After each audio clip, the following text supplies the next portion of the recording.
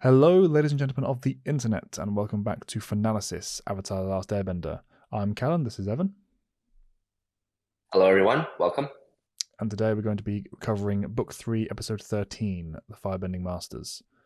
Opening thoughts, Evan? Well, this is the classic training episode, but a necessary one. Obviously setting up from before. Basically, what this is basically Firebending 101, the episode. Interestingly, not And just for the although, student, but also the master.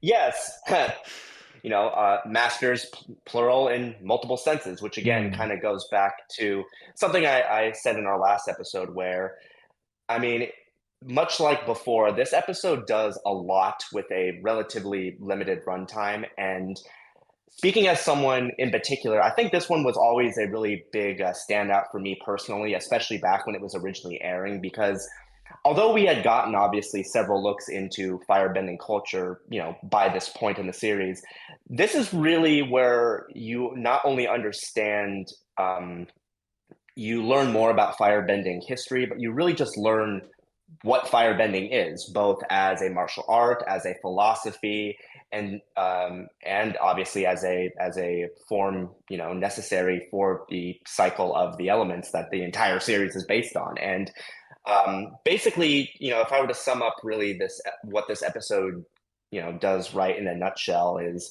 not only does it expand the understanding of, like you said, of the two characters, them of course being Zuko and Aang, but I feel like up until now, there's obviously been a lot of negative association with the art of firebending.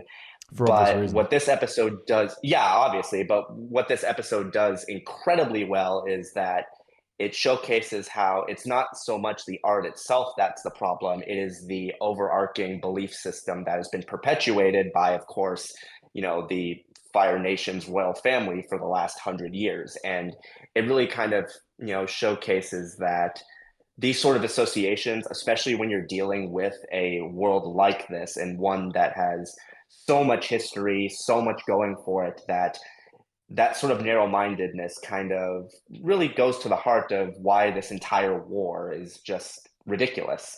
And that's fantastic. I mean, talk about saying a lot in a little bit of time.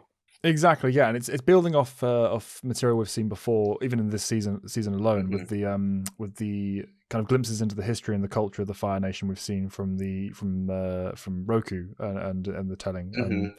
and it kind of builds on that and says, okay, this is what Zuko has been kind of brought into the world into. This is what he's Hmm. been raised on, and here is the episode where we recognize after his true beginning of the redemption arc, he's kind of accepting that I'm a product of this, and I don't want to draw on this anymore. I don't want to draw on the rage and the hate and the anger and the kind of this corrupted form of the Fire Nation, fire bending culture, and this kind of whole Hmm. episode provides the alternative to that. Here's what it used to be. Here's what its core is. Here's what where the root came Hmm. from, and let's have a look at how you can start reaching out and acquiring that and achieving that. I like the fact that it's not just a generic. Here's a comparison of the two different cultures. It's very much just you see Hmm. that through the contrasts that is presented here, and more importantly, through the tired character of Zuko as the bridging point between this new culture and the old. He is making the Hmm. choice. I want to discard my rage. He's seeing the understanding of the fire as he works his way through the city with Aang and all of that stuff. It's Absolutely. it's it's again it's the character journey. It's what Avatar does better than most other things, to be honest. Of its Yeah. style, and it really helps this I would. episode. Yeah, I would actually argue that Zuko grows more from a spiritual perspective more in this episode than I think any other. From a Mm. spiritual perspective, Yes, I would yeah. actually Built on argue the on the argue on that. the predecessor of what came before. Of Iroh's training, his Hmm. experiences, his struggle. This is where he kind of settles down to thinking, okay, there's not much Reaches its confusion. zenith. Yeah, once his firebending's gone, it's not so much of what's wrong. It's how can I fix it, which is very important for Zuko because Yes. this is something he's never faced before. It's something that it's Hmm. I mean, it's deep seated and rooted in his psyche because he's obviously grown up struggling to firebend. He was always worse than Azula, and that's Hmm. something that he's been very clearly throughout the story been very concerned not by. exactly a low bar. Yeah, well, yeah, obviously, but it's something that Yeah. he struggled with, and so the complete loss I here. know. He's not going, why can't I do this as much? Obviously, there's a little bit of that around the edges, but it's more, I want to solve this, and not just for me. If I don't solve this, we need to get Aang a new teacher. So there's a practical reason for the group to be concerned by this as well. It's not just that's helped Zuko because he's part of the group now. So all of the writing around the edges for this, the design work, really came together, and like you say, establishes the shining culture of the true heritage of firebending as well. Yeah, and obviously, so it opens, of course, with them training, and Zuko, of course, demonstrating, that he still has some ways to go in terms of setting up certain conversations where he's like, don't fear it, but if you do, it'll chew you up instead. It's like, okay, thanks, buddy.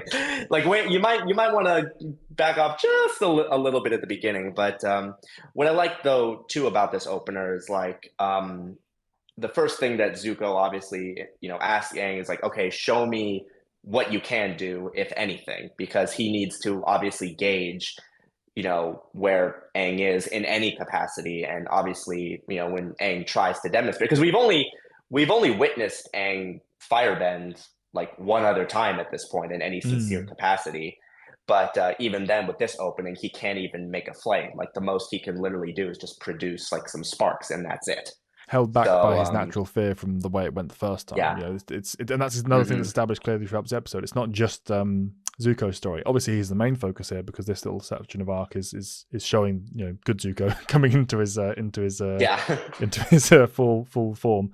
But Aang as well he's got that little sidestep issue of, okay, how do I accomplish this? How do I get past this fear? How do I learn the true root of fire, etc. through this lens of Zuko. Yeah. And it's a funny scene. I mean, just Aang clapping at Zuko, like it's like here's a little squirt of fire, and it's like, he tries to demonstrate. Yeah, he can't really do much either. And he even refers to Zuko as Sifu Hotman, something hot. Sifu Hotman. Yeah. Like, it's the humor, as with everything in Avatar, is hit and miss. I mean, Sokka is a complete moron in this scene. I don't know what they were going for there. But Katara is spiteful, so carrying on that little journey with her and the resolution of her and Zuko's issues to come later. They keep adding fuel to the fire, which is always good to see. And again, as we said in the previous episode, Toph is useful. No pun intended. Yes, literally no pun intended. But Toph is useful. Because we actually learn more about Toph's origins in this sequence too, and not only the origin. Well, we essentially learn until Korra came along, of course. where I still haven't seen that, by the way. Maybe we'll get to that eventually. Yeah, that'll be a first watch for me. But anyway, we learned that obviously the original Benders were not human, which, I mean, I think everyone probably suspected at this point, but it's really nice to kind of get not only confirmation of that, but like what animals associate with which element, how they moved, and how even Toph, originally started just mimicking the movements of those badger moles. Obviously, Sky Bison being the original. We don't get a mention of the original waterbenders. The moon. Interesting. The moon. Yeah, true. Yeah, I was running through that same mental process in my head. I was like, oh yeah, of course, the moon. But no mention, which is kind of interesting. But obviously, the Sky Bison being the original Airbenders, and then you get this weird sequence where like Aang, it's like, maybe you could teach me something to Appa, and it's like, you hadn't thought of that until now, like literally, like I don't know. And also, you've kind of mastered it already, Aang. I think you're there.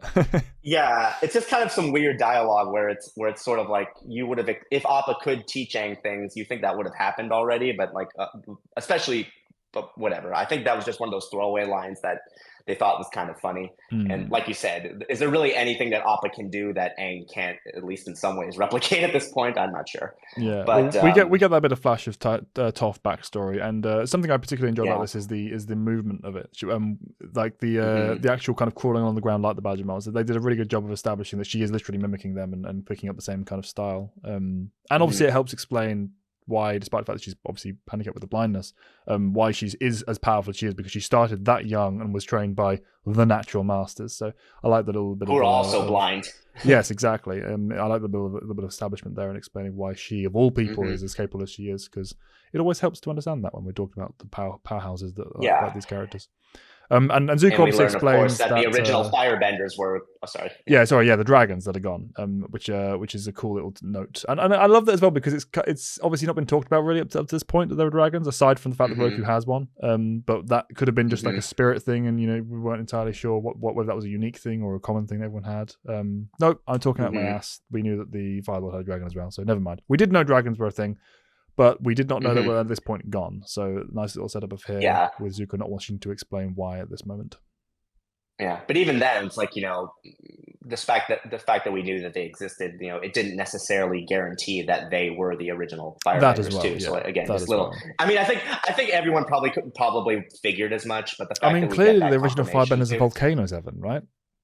Obviously. I mean, as Sokka points out, yes. Well, I mean, I think the only other argument you could probably make would be like, if we're going with like what you mentioned earlier about the moon, like maybe the original source of firebending was the sun, which I mean is not technically incorrect based on what we learned from this episode somewhat, but yeah, like I think that's the only other realistic route I think some people were probably thinking at this point. And speaking of the sun, Zuko raises the point of the Sun Warriors and their ancient culture that predates by a large margin the Fire Nation in its current state, and mentions conveniently that it happens to be nearby, which I suppose again makes sense in the setting of the world because the Fire Nation is nearby. So there's that connection again to that physical world, as I mentioned in the previous episode. So that's cool. But they had. But to be fair, the Fire Nation's big, so it's like, of course, it does cover a fair swath of the islands, but the island chain. But Zuko and Aang take Appa and fly over to this location, which takes longer than Zuko expected. I love this little note. Obviously, it's just kind of a note to stay optimistic and a little bit of banter between Zuko and Aang. But I love the idea that from his perspective, he's always been chasing Appa and the group. So from his perspective, it's always over there and beyond my reach and takes ages to catch up to. But when he's actually on Appa, it's like, this thing ain't that fast. Come on. I enjoyed that. Maybe that's little switch. Yeah, I mean, to be fair, most of the time he was chasing him, he was on a boat, so not exactly but comparable in terms of travel. Yeah, but we get to the city, and first hint of the fact that it's not all is not as we expect is the fact that the trap's still working, and they note that this thing's thousands of years old and it still works. I like that little subtle underlying of expectation, so the astute viewer can guess what's happening, even if they haven't seen necessarily all the tropes involved in this kind of thing before in other works. And they work their way through the city. They get to the center of the temple and discover these statues they have to imitate in the form of the sun dance. I love the animation of the sun dance. I love the visuals. I love the concept here of the making the motion and it lowering the pressure or giving the right pressure to lower the plates. This is a very cool teeing up of what will come later and establishing the visuals, establishing the kind of poetic nature of it. The idea of learning is specifically physically a new martial form, which fits with the whole vibe of Avatar. Everything about this as just a light, humorous setup to what will come for the finale of the episode I thought was fantastic. I really enjoyed it. Yeah. No, it's like quadruple levels of world building and just the flow of it. And again, that's the great word right there is flow, because a big part of this episode is just connecting with just the natural energy of fire rather than its destructive elements. And it, again, like the obvious symbolism is like even something that can destroy can be beautiful, which is what the dance is. But even then, after doing the dance, they unlock a pedestal comes out the ground. It has a golden egg-shaped artifact on it, which Zuko comments like, "Oh, it almost feels alive," and it kind of makes you wonder. It's like, they're clearly kind of trying to drop the hint there of whether that's an egg. One questions why it wouldn't be with the dragons if it was, but it's I don't think it's ever touched on ever again. But it's a little drop of a hint saying there might be more in the future. So that was cool. Which is probably. I mean, do dragons show up in Korra? I don't know. Like maybe that's why. They do not. Oh, really? To my memory, but it was like 10 years. So we'll get back to that. We'll get to that when we get to Korra. I guess we'll learn together. But then obviously a trap goes off, and we see the most powerful element in all of Avatar, glue. Yes, yes. They need Gluebender to get out of this. Maybe Katara could have helped, but Why yeah, they why get couldn't stuck. Aang manipulate the glue? I mean, it's liquid. It's like what's going on? Oh yeah, of course, Look, duh. I I understand. didn't. Yeah, I didn't even bloody think of that. Obviously, waterbending Aang. God, am I? It's a late on a Monday today, so I'm not. Like I'm not operating at full yeah, capacity. like But yeah, Zuko not being able to harm it makes sense, but like when they get stuck to the ceiling and Aang's like, we can't do anything. It's like, bro, like you have water bending. Like yeah, this is clearly a water and liquid earth combined. This substance. should be yeah, perfectly doable. But yeah, they get Yeah, themselves stuck and contemplate the meaning of life as they wait for someone to come and collect them. And we their get the place in the really universe. Yeah. we get the shocking reveal that the city is still inhabited and not abandoned for Hmm. thousands of years. I love everything to do with the kind of setup of the tradition and the Hmm. ceremony and the visuals and everything here is. I mean, to a certain extent, it's basic and tropey and not really stepping outside the bounds of what you kind of expect. But all of the small details that are littered throughout, like the nature of this is the first fire that we've kept fed for all these years, the idea that you can take a piece of it and carry it with you, the kind of storied human Hmm. connection of all of this and how it feels in terms of connecting you to the past of your own culture and the vibrancy of life and all Hmm. of that stuff flows beautifully. The nurturing of the Yeah, fire in the hands as they make the climb up the mountain and how I love that. Aang isn't is being too timid because again he's worried about losing control. Zuko encourages him taking on that mentor role. Everything about this Hmm. it's simple but it's so effective and so elegant and tees up again as with the dance around the statues. It's That finale dripping with moment, storytelling. yeah, Yeah. it's and like you said before, it's compacting so much into one episode. This does not feel like 20 minutes. The amount, if you go back and play it in your head, Mhm. it feels longer than that. And then this Yeah. show has always been so strong at compressing those kind of impactful stories in that short space of time without feeling rushed. And this is another beautiful Hmm. example of that for me. And even just incredibly like subtle things and like some of the characters' reactions, like the Sun Warriors not immediately balking at the idea that Aang's the Avatar when he says Mm. as much, or the fact that the chief clearly recognizes that Zuko's a member of the royal family from the get-go, yet that information is not does not immediately disqualify him from even taking their challenge, which obviously we learn later that Iroh basically did exactly what Zuko is doing now. So having that again, it's just a great way of this show, even like with the trap you mentioned earlier about how just little tiny things add up to major plot points later in this episode. Like this episode is like does set up and pay off both directly and indirectly just so well, and just the strength of the writing and all of it is just beautiful to see. And then obviously you have certain dialogue cues where the chief is telling them like if you make it when he's giving them their flames, he's like if you make it too small it'll go out, if you make it too big it'll lose control. Obvious Mm. symbolism between their two characters and their journeys up and at this point.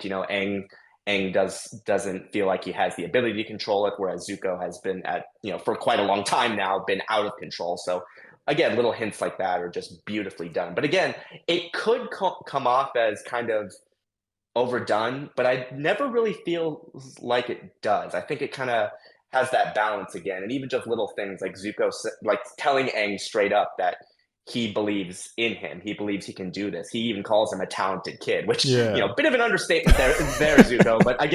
How But again, many just little times did I things like kick your that. ass, Zuko?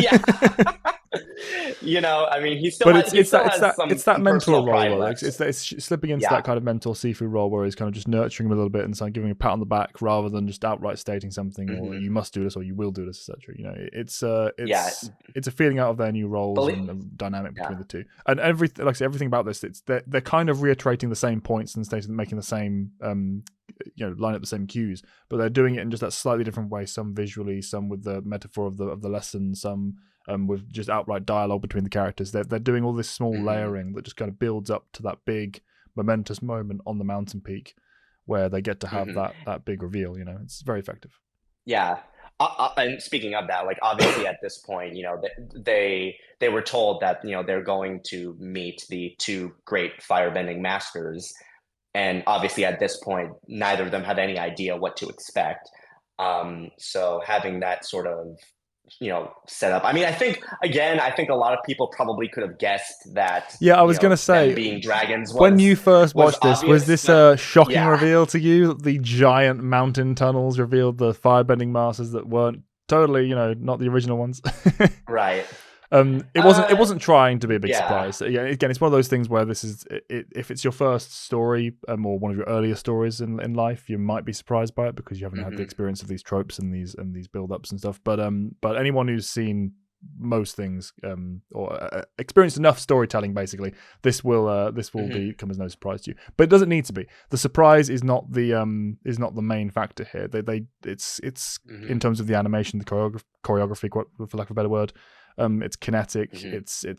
It's large in scale. It's a powerful imagery just from the fact that you've got the kind of symmetry of the dragons as they flow around. This is Oh my this is goodness, a yeah. really powerful. I mean, it's doing it to the beats, to the leading up beating drums of the end credits music. Hmm. This is high energy, high Hmm. emotion.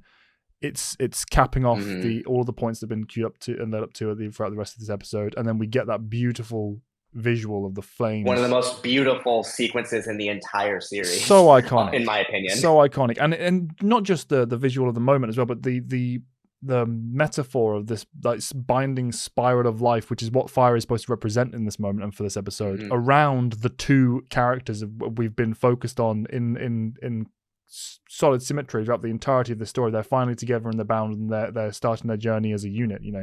Um, Hmm. really, really great moment in a very, very well executed Yeah. episode. And obviously, the fact that you had this like cyclone of various different colors, which kind of goes back to even some of like the lessons Aang learned about chakra, like the illusion of Mm. control, like we are actually all connected despite some of us looking different, is just beautiful. And also, this might be me reaching a little bit, but like when we initially see the dragons and Aang suggests that they do the Sun Warrior dance, I one can I honestly could potentially interpret that as like Aang recalling some of the memories from his past lives, Mm. potentially, because I don't think it's necessarily out of the realm of speculation that Roku was probably aware of the Sun Warriors and their traditions as well. So the fact that he kind of just instinctively kind of like felt that that was what they needed to do, there's some spiritualism there that's, even though it's not directly spelled out for you, you can kind of come to those interesting conclusions. And again, just like you said, adds those layers. And again, the animation during the sequence, when you see all the colors, you see the sight, and just the Zuko's face in particular, you could Yes. just see like Yeah, the light, the like moment of like literally like the light behind revelation. his eyes, Yeah, the but like revelation in his behind his face that eyes I is I get it. unbelievable. And the flow Yeah, between them and the this dragons as is his well. awakening, spiritually Yeah. speaking. Yeah. I mean, Avatar's always been fantastic at pairing the martial forms with the actual motion of the bending, but this is like they're bending the dragons. Hmm. Yes. They're obviously not, but the motion of the dragons behind them matches the flow and the snap effect of the body as they make these moves. And obviously to the tune of the music. I mean, it's so so beautiful. So good. It's We it's worth the entire yeah. episode just for that, and the rest of the episode is good Hmm. anyway. So it's a really fantastic finale, really great moment. It binds the two together. It ties up the end of the story and sets them forward for moving forward as a single unit, as Hmm. a duo.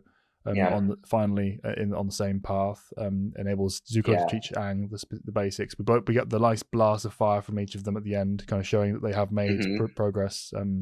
As if you couldn't The guess at first that time point we already. ever, Um, yeah, the first time we ever see Aang conjure fire in earnest. Yeah, in that true Fantastic. way, and in a Yeah. way that's slightly different from previous as well. Zuko isn't drawing on his rage. Yeah. Zuko has learned from this moment, and now No, they're going to go forward together and explore this new type of firebending.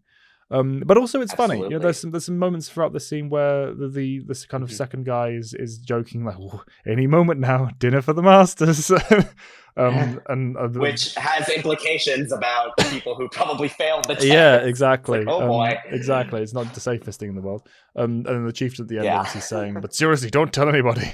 It's Yes. got some Avatar Well, moments littered mhm. throughout this to keep things light as well. When we learn about Iroh, obviously having done the same thing. Yes, and Um, thankfully not having killed the last of the dragons, and we get a bit of a glimpse as to the fact that Iroh's reputation is not always his truth, which is important given what we know about him in mhm. general, as a general, throughout Yes. his story. Mm-hmm. A moment we didn't touch on earlier when Zuko reveals that actually, I love, again, it's just a classic simple small Zuko that Iroh line, but the fact that he's got a complicated past, I guess it runs in the family, that little Very resign, much just so. yep, that's a thing. And moving on through the story, that it was beautiful. Mm-hmm. Love a little top up of Zuko somberness throughout any story. Oh, and so, Yeah, Karen. sorry. I was just gonna say, like, you're remembering that actually reminded me of something too, because we also get confirmation that it was Sozin who initiated the sort of tradition Yes, yeah, of we glossed hunting the over that, didn't dragons we? in order to get, yeah, in order to gain prestige. And obviously, I think you could kind of draw the connection that that was probably done because of his connection to Roku, because Yeah, I Roku, imagine of course, so. Yeah, having a dragon. Yeah, it's little touches like that he probably can. yeah. Oh, sorry. Go ahead. No, just little touches like that you can kind of guess throughout the story that never actually specifically stated but are implied, and it just adds more of that kind of richness to the world and to the setting. I really like that, particularly Absolutely. in the It is lineages of the fantastic. family. You can see that, which is strong. Mm-hmm.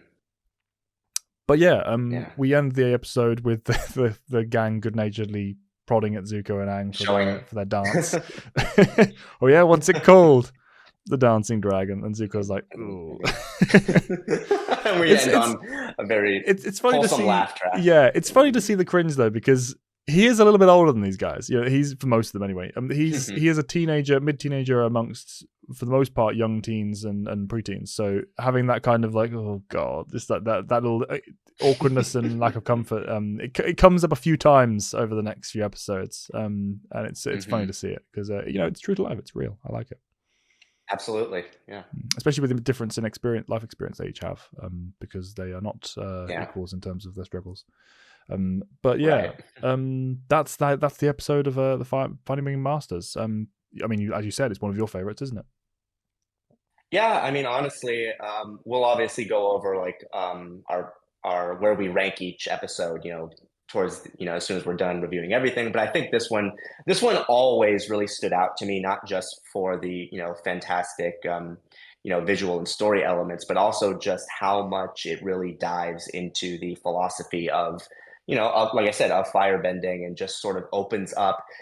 It really opens up viewers' eyes to a sort of philosophy within this show that's been there since the beginning, but at the same time hasn't really been dived into in this way up until this point. So it's sort of, again, for lack of a better term, it really does breathe new energy into this sort of overarching, concept and philosophy. And for that, I think it's honestly, and then you just combine it with just amazing things like, the backstories and Zuko's spiritual awakening, Aang's, broadened understanding, and with his awakening, I just think it does everything so well for, again, and we keep harping on this, only 22 minutes, but it does the work. It's 22 minutes, but it does the work of 88 minutes. And that alone is just completely fantastic. And it is an excellent follow-up to everything that was set up in the previous episode, and just is an excellent continuation of everything that will be continued to be expanded on. So overall, I'd say, yeah, one of my favorites of the season overall.